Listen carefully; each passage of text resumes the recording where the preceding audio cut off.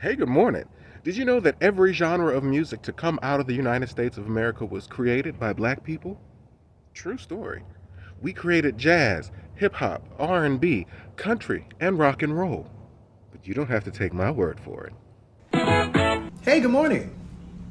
Always want to say that. Hey, Levert, man, thank you so much for this. I appreciate it, and big fan, and I learned a lot from you. Now, today's topic will be about the origin of rock and roll and pop music as we know it today. We trace back to the music town of Memphis, the land of the Three Kings.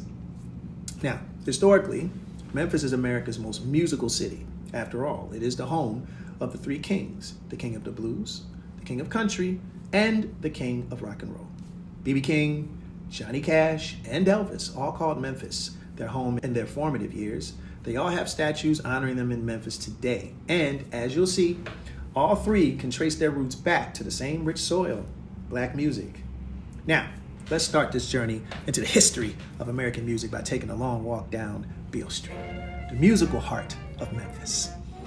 The street itself was founded by a black man, Robert Reed Church. Mr. Church bought up the land around Beale Avenue after yellow fever decimated the area in 1878. In fact, Mr. Church would become the first black millionaire from the South as a result of renovating the neighborhood beginning in 1890. Among many improvements, he built the Grand Opera House, which became the legendary Orpheum Theater. In 1899, he paid the city to create Church Park at the corner of 4th and Beale. The park became a recreational and cultural center where blues musicians could gather around and jam.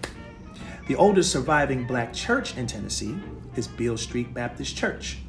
NAACP co-founder Ida B. Wells was a co-owner and editor of an anti-segregationist paper called Free Speech, based on Beale Street, at least until her business was destroyed by a white mob. But anyway, in short, Beale Street was super black. It was a hot spot filled with black nightclubs, black restaurants, and black shops. Trumpet player W.C. Handy became famous for his song Beale Street Blues in the early 20th century. In fact, the locals changed the name of Beale Avenue to Beale Street because of the hit song.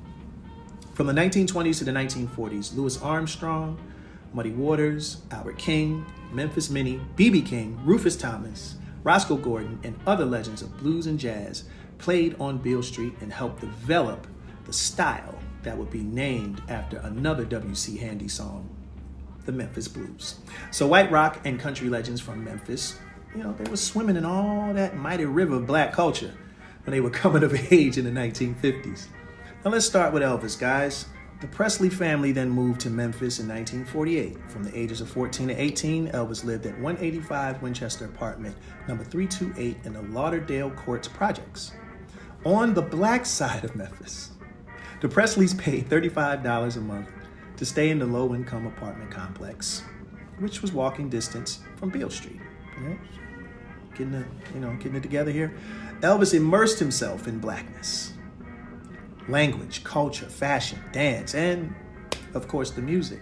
For example, when Elvis was 17, Big Mama Thornton released a song called Ain't Nothing But a Hound Dog. Sound familiar?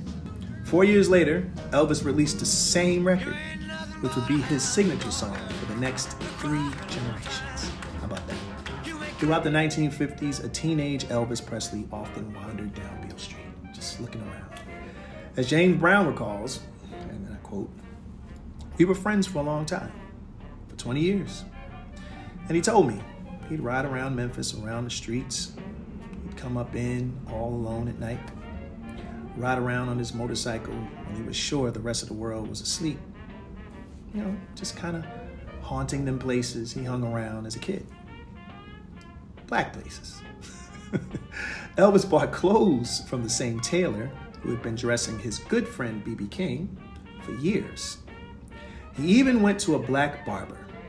Elvis spoke openly about his love of black gospel music and the Beale Street clubs. Check this out. He even recorded at a studio that was founded to record black artists, Sun Studio. Sam Phillips opened the studio in 1950, hoping to record blues music made by black artists. Music historians don't talk much about that part of the story, though. I wonder why. Instead, they usually repeat the factoid that the first rock and roll single was cut at at Sun Studio. There was a tune called Rocket 88 by Jackie Brenston and his Delta Cats. Well, at least that's the story they tell. The truth is that Rocket 88 was written by Ike Turner.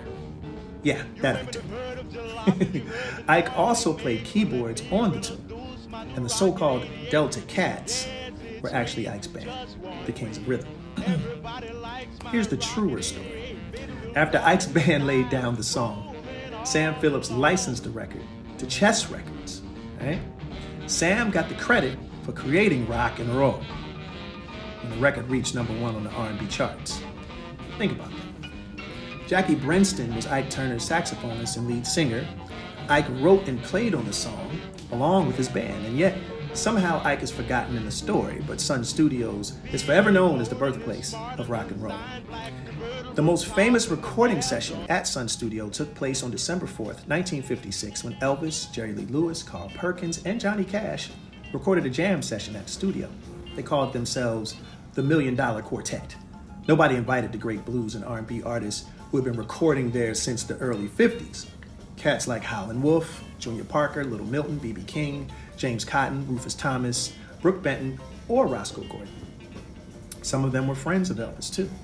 Yet they were not invited to the session and are rarely mentioned in the stories about Sun Studio and the roots of rock and roll. As a matter of fact, most people don't even realize that the term rock and roll itself had been black slang since at least the 1920s, and the phrase was originally used to describe blues music at least 10 years before Sam Phillips was given credit for coining the term, and decades before Alan Freed was given credit for popularizing it. Slowly but surely, though, over the past 70 years, both blacks and whites have forgotten the black roots of the term, the music, and the studio where it all began.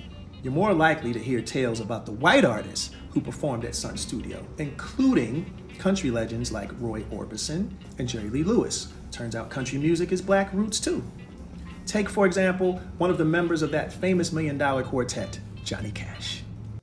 Now, before we get into his story, let's go back a little deeper into our nation's history.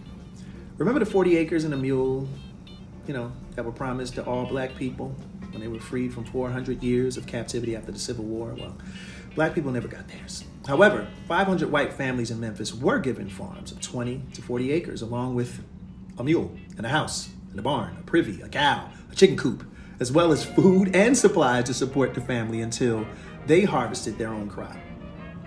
Each of these white families cultivated their crops on the land promised and delivered by the government.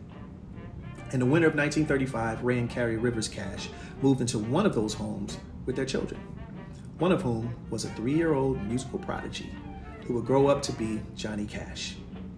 When asked, Johnny named white artists like the Carter family and Hank Williams as his musical influences, but with a little digging, you find out that the Carters listened to black guitarist Leslie Riddle to develop their style, and you'll learn that black guitarist Rufus T. Tot Payne played black blues and gospel to train the ear of young Hank Williams. T. Tot also taught the country legend how to play the guitar. In other words, even the roots of country are black. Sure enough, Johnny Cash singled out both black blues and black gospel as major influences on his music. It's the music he heard on Beale Street, at the park, on the radio, and in the studio in Memphis. So the next time you listen to hip hop, R&B, rock and roll, or country, and Western, remember it all comes from the same source, Black Memphis, black people, black music, black culture. Whether you love R&B, rock, or country, please remember, it's all black. Y'all take care now.